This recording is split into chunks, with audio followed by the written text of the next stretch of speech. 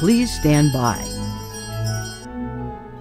Ladies and gentlemen, the name of this show is The Spiritual Side of Cannabis.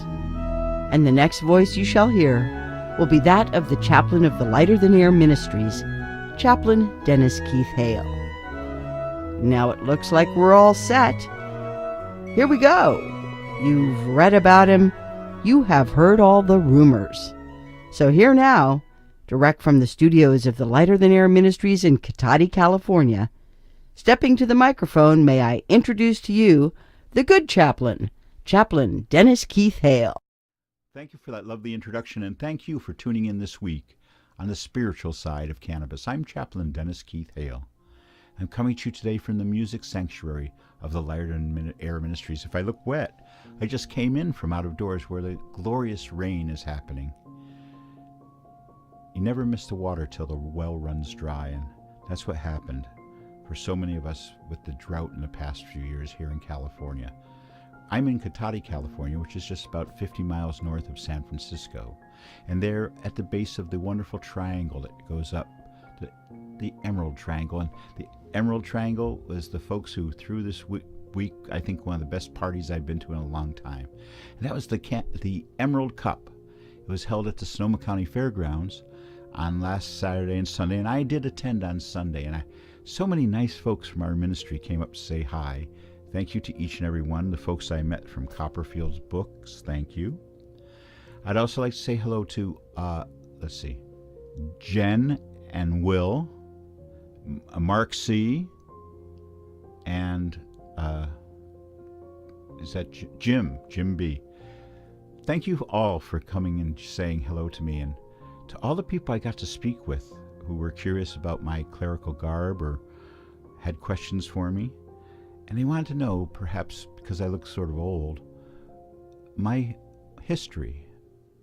And I spent a little time with them telling them about my early spirituality and how it led me to other avenues of spirituality.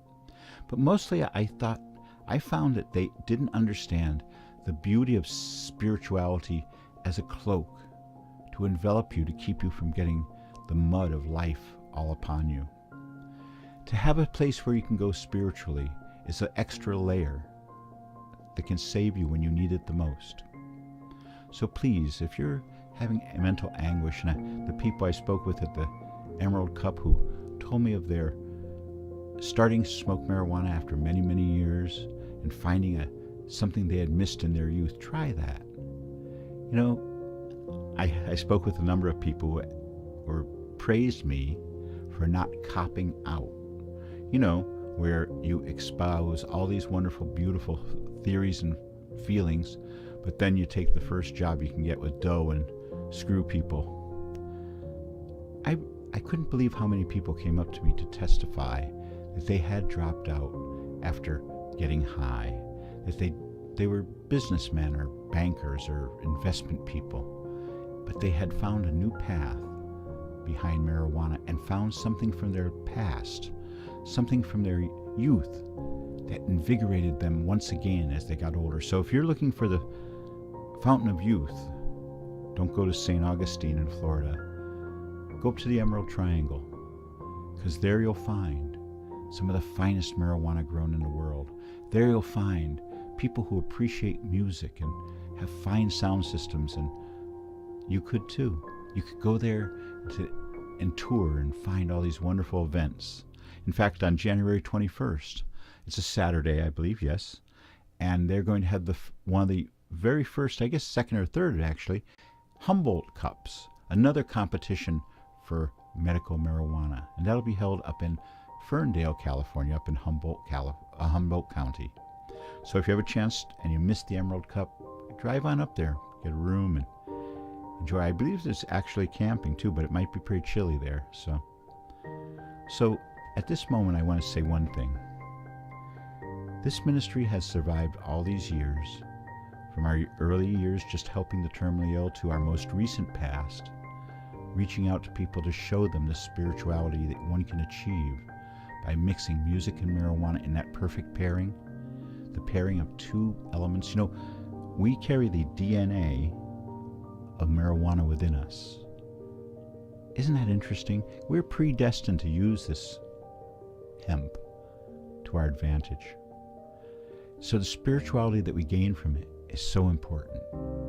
And when I saw it exhibited on people at the Emerald Cup, I saw people who I would have not thought to be spiritual come and embrace me and tell me how important having this is in their life. What a crutch, what a wonderful aid it is for them.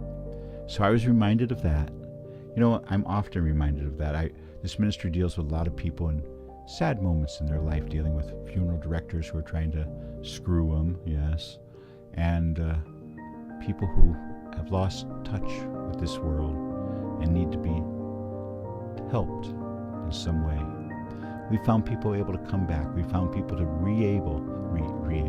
we found people who are able to endure things which you wouldn't imagine because of this marijuana. Quite a few people who came to speak with me were people who were taking care of their parents, their elderly parents, who are now in their 80s and 90s because of where we are in the baby boomers. And they all told me that they had a chance to share marijuana with their parent. Well, not all of them, but five people told me how they had found great success. So if you're having to be a caregiver for your mom or dad, your aunt and uncle, you have a chance to turn them on to something. If you know it for you and it works for you, it'll probably work for them. And you know, all this time, they probably were waiting for it to be legal. And here it comes around the corner.